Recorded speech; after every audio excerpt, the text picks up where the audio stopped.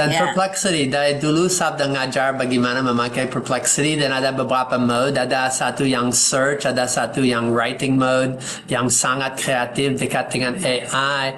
Tapi yang paling penting, pakai perplexity, Gemini, pakai Copilot, pakai Claude, pakai daripada OpenAI.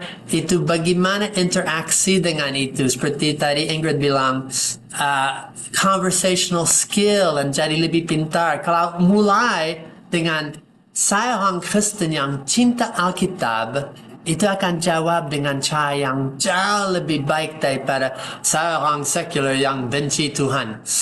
Dan jawaban akan sesuai dengan introduksi. So, kalau introduksi dan perkenalan sedikit tentang pandangan. Saya orang Kristen. Saya cinta Alkitab dan itu akan mulai mereferensi kepada Alkitab. Dan kalau mau belajar lebih banyak tentang pelayanan tadi, mulai dengan itu dan tanya lebih baik hasil. Ya, Ya. terima kasih. Berikut. Ya, apakah ada yang lain yang mau share? Silakan, boleh open audio. Ada waktu untuk satu atau dua? Ya, ada waktu. Mari silakan, gunakan waktu dengan baik. Ada yang ingin share? Mungkin Bagaimana saya pendapat? Bu Oh iya, silakan Ibu. Yuliana. Mari.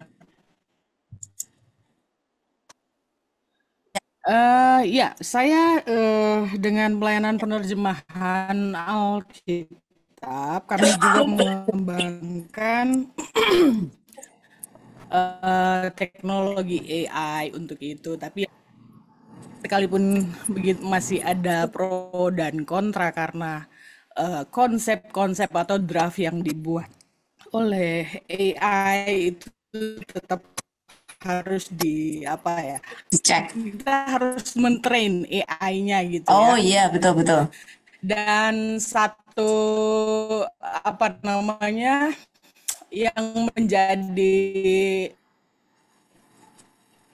itu tadi yang kita membahas juga, ada yang kita memakai tenaga manusia gitu ya. Kita memakai tenaga manusia atau kami pakai istilah MTT atau tenaga penerjemah lokal itu jadi ya hanya sedikit yang sekarang kami libatkan gitu karena AI sudah mengambil alih pekerjaan ini. Jadi itu satu dilema kami juga gitu karena sebenarnya pekerjaan orang itu seperti misinya ke sana gitu. Tapi saya tidak akan membahas itu hanya dilema ya kalau misalnya mau ditanggapi boleh. Tetapi yang saya mau sampaikan itu saya pikir akan ada satu gap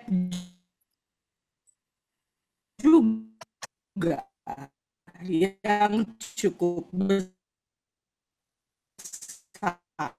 Aduh, putus-putus Ibu. Akan ada gap, betul. Ya, Terus? Ibu Jun, agak putus-putus bisa sinyalnya ya kayaknya ya. Yang begitu tadi mau terbang ya. Ibu Jun bisa pindah tempat dulu, kayaknya masalah sinyal deh Bu. Ya, saya bisa berbicara tentang gapnya. Balik dunia yang lain karena saya mobile dan sering ke daerah dan melayani di sana di daerah ini. Ya, sinyal ini. Maaf, bagaimana Ibu, Ibu Jun, ini tidak terlalu jauh dan ya mungkin. Ya, maaf Ibu Jun, kami nggak bisa dengar apa-apa karena putus-putus, banyak putus. Tapi masalah penerjemahan Alkitab memang itu sesuatu yang luas dan yang masih sedang diperjuangkan oleh banyak organisasi pelayanan saat ini. Ada 3 poin yang jelas. Satu itu ada gap. Yang kedua, bagian dan tempat yang minus dan lebih lagi kalau ke tempat yang pulau-pulau dan bahasa yang lebih kecil dan semua seperti itu. Dan saya bisa dengan syukur bilang AI menolong saat ini untuk menerjemah Alkitab dalam bahasa yang kecil, yang bahasa yang jumlah penerjemah dah ada, dan itu sedang menolong untuk Alkitab yang sudah perjanjian baru. AI bisa di leverage untuk belajar bahasa itu untuk bisa mendukung proses perjanjian lama. Dan so dari sisi belajar bahasa kecil dan bahasa itu perkembangan. Baby language models, tidak hanya large language models dan no language left behind, dan tahun yang lalu perkembangan ada, tapi tahun ini itu akan meledak sampai tahun depan. Kami akan lihat perkembangan luar biasa untuk smaller languages. Yang pertama tentang gap. Betul, ada gap. Lebih jauh daripada Jawa, orang bilang ya lebih tanda kutip tidak tertinggal.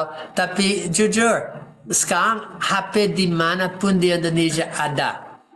Kalau you punya HP dan sudah bisa WhatsApp, you sudah punya Meta, you sudah bisa memakai AI. Dan so ini saat untuk melatih. Pemerintah adalah mitra terbesar untuk memperjuangkan AI for God. Kenapa? Mereka memberi infrastruktur digital, mereka sedang mengajar sebangsa dan semua sekolah tentang AI dan memungkinkan itu jalan dengan baik-baik. Dan so yang minus, semuanya sedang dinaikkan tingkatnya, tapi for God itu. Dan so bagaimana bisa menolong mereka yang sekarang punya HP, yang punya signal, yang bisa punya koneksi, untuk yang AI di dalam Meta, AI di dalam HP, yang lebih ringan daripada YouTube, lebih ringan daripada semua jenis aplikasi lain yang bandwidth mahalnya, dipakai untuk menjadi berkat.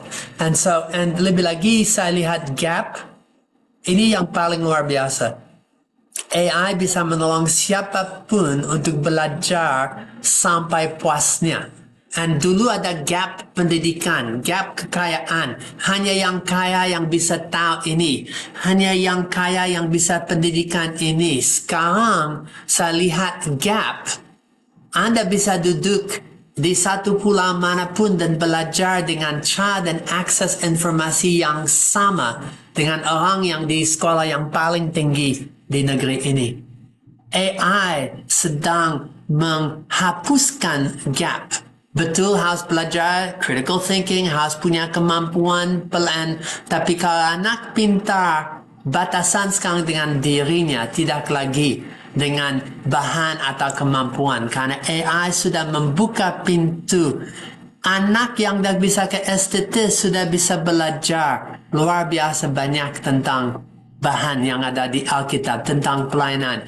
Guru sekolah minggu yang full-time kerja sekarang punya akses ke berapa banyak ide dan bahan, dan bisa content creation, bisa komunitas, bisa interaksi dengan dan karena AI. And so gap karena digital dan AI itu hanya dengan diri dan waktumu, dan itu sesuatu yang paling luar biasa. AI memungkinkan akses tak hanya ke informasi dan intelligence-nya, tapi kamu mulai belajar kepada aplikasi daripada itu. Dan itu sesuatu yang sangat hebat dan juga membuka pintu untuk pelayanan yang baru, kesempatan yang baru. Dan saya sangat percaya seperti Effie bilang, ini satu transisi. Kami sedang memperkembangkan kepada bagaimana melayani generasi tak hanya digital, tapi generasi AI. Ada satu titik transisi dan tahun 2025 adalah itu. Ya, tuh. Ya, waktu sangat terbatas sekali, harus selesai. Walaupun kami sebenarnya pengen mendengar banyak respons dari teman-teman semuanya ya, tapi melalui acara hari ini, kiranya ini boleh menggugah teman-teman untuk punya roadmap, untuk pelayanan saudara, untuk pelayanan gereja, untuk pelayanan pribadi. Jangan biarkan waktu berlalu tanpa saudara punya sesuatu yang ingin dicapai. Berdoa pada Tuhan supaya Tuhan memberikan visi, memberikan kerinduan, memberikan kemauan, sehingga saudara boleh bergerak. Gitu ya. Jadi teman-teman jangan biarkan waktu berlalu, hanya berlalu. Jangan biarkan hanya mengalir. Saya kira itu istilah hidup mengalir itu bukan tidak alkitabiah ya.